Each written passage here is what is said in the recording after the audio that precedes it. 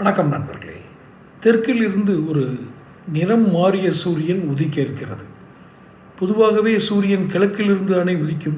அது சிகப்பு செந்நிறத்தில் வெப்பத்தோடு, அதிக வெப்பமோடு யாரும் நெருங்க முடியாத அளவிற்கு அதை யாரும் நெருங்க முடியாது.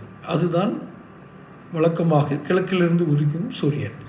இது தெற்கிலிருந்து ஒரு சூரியன் உதிக்கிறது, நிறம் மாறி இருக்கிறது, எளிதில் அணுகலாம், யாரையும் வெப்பத்தால் பொசுக்காது. அப்படி ஒரு சூரியன் உதிக்க ஆரம்பித்திருக்கிறது.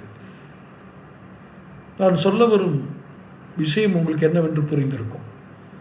முதல்வர் ஸ்டாலின், திமுக கட்சியினுடைய தலைவர் ஸ்டாலின், திமுக தலைவர் ஸ்டாலின் தான் சொல்லணும். அவருடைய குடும்பத்தை சேர்ந்த அவருக்கு மூத்த அண்ணன் அழகிரி, அவருடைய ஆதரவாளர்கள் இப்போது அதிமுகவில் இணைந்திருக்கிறார்கள்.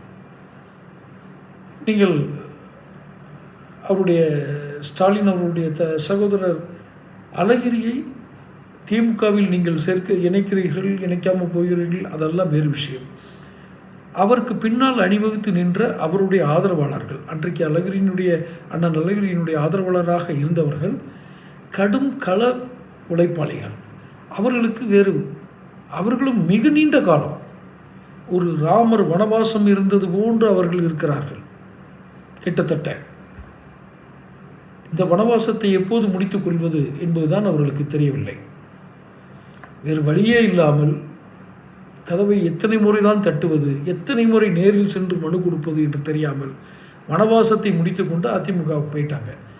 ரொம்ப சாதாரணமாக எப்போதும் போல் ஸ்டாலின் நினச்சிக்கிட்டார், அவ்வளவுதானே அப்படின்னு. அதான் சொன்னேன், தெற்கிலிருந்து நிறமாறிய சூரியன் தெற்கிலிருந்து உதிக்கிறது. அவருடைய ஆதரவாளர்கள் களம் காண்பார்களோ இல்லையோ, அவருடைய ஆதரவை பெற்றவர்கள் நிச்சயம் ஜெயிப்பார்கள். யார்? அண்ணன் அழகிரியினுடைய ஆதரவை பெற்றவர்கள் நிச்சயம் வெற்றி பெறுவார்கள். அதில் முக்குளத்தோர், அந்த இனம் இந்த இனம் என்ற பாகுபாடு இல்லாமலே. காரணம், அங்கு நிற்பது ஒன்றே ஒன்றுதான், விசுவாசம். தன்னை நம்பி வந்த ஒரு தொண்டருக்கு அவருக்கு அநீதி இழைக்கப்பட்டிருந்தாலும், அவர் தவறே செய்திருந்தாலும் அவரை தனிப்பட்ட முறையில் கண்டிப்பாரே ஒழிய பொது வழியில் விட்டு கொடுக்க மாட்டார். இது நல்ல குணமா இல்லையா என்பது வேறு விஷயம்.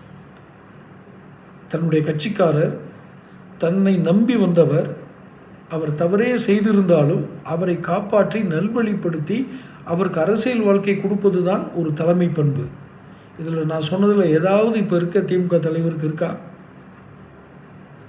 தேர்தல் என்று சிந்தித்து வாக்களியுங்கள். தொடர்ந்து சேனல் சப்ஸ்கிரைப் பண்ணுங்கள்.